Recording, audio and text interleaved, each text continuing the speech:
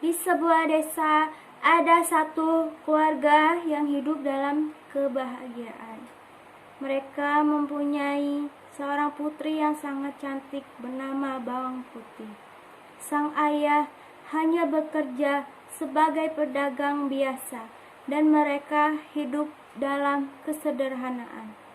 Meskipun demikian, Bawang Putih sangat sayang kepada kedua orang tuanya. Namun, kebahagiaan itu harus berakhir saat sang ibu wafat karena sakit keras. Bawang Putih sangat berduka. Dia menangis terseduh di depan makam sang ibu. Keluarga itu dirundung kesedihan yang mendalam. Semua warga desa yang ikut melayat merasa kasihan pada mereka.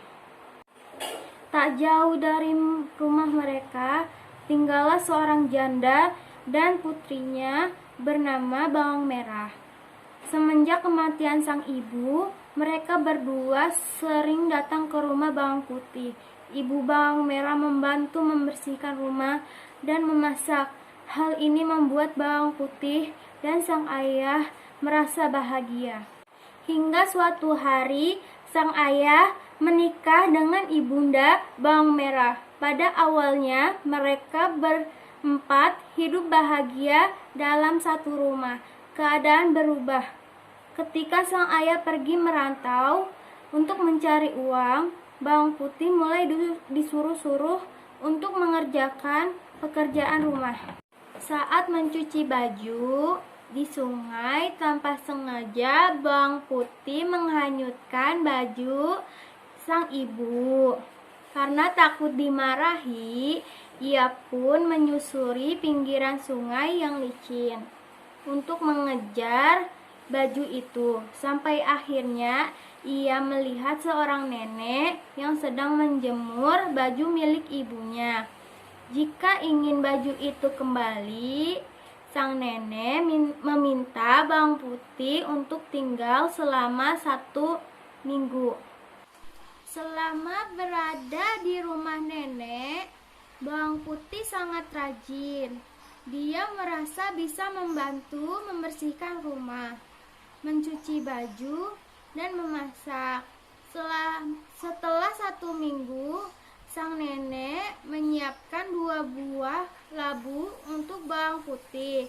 Bawang Putih hanya memilih 1 labu yang berukuran kecil untuk dibawa pulang. Sampai di rumah, Bawang Putih segera pergi ke dapur dan membelah labu itu. Ia sangat terkejut melihat labu tersebut berisi perhiasan berupa emas dan permata. Perhiasan itu sangat banyak. Semuanya berkilau dengan indah. Karena terlalu gembira, Bawang Putih mengambil perhiasan itu dan bersorak. Mendengar teriakan Bawang Putih, Bawang Merah dan ibunya segera berlari ke dapur. Mereka terkejut melihat banyaknya perhiasan yang dipegang oleh Bawang Putih. Dengan kejam, ibunda Bawang Merah merebut semua perhiasan itu, tak menyisakan satupun untuk Bawang Putih. Karena serakah, sang ibu mengutus Bawang Merah pergi ke rumah sang nenek. Bawang Merah berpura-pura mencari baju yang hanyut, persis seperti Bawang Putih. Sang nenek pun meminta Bawang Merah untuk tinggal selama 1 minggu. Berbeda dengan Bawang Putih, Bawang Merah sangatlah malas. Selama berada di rumah nenek, Bawang Merah hanya bermalas-malasan. Setelah 1 minggu berlalu, Bawang Merah menagih hadiah dari sang nenek. Sesuai cerita Bawang Putih, sang nenek memberinya 2 buah labu. Ia memilih labu yang besar, yang ia pikir berisi perhiasan yang sangat banyak. Setelah Bawang Merah sampai di rumah, ia dan ibunya segera membelah labu itu. Ternyata yang keluar dari dalam labu adalah binatang beracun. Tak ada satupun perhiasan. Bawang merah dan ibunya tewas disengat puluhan binatang itu. Tak lama kemudian, sang ayah pulang dari perantauan.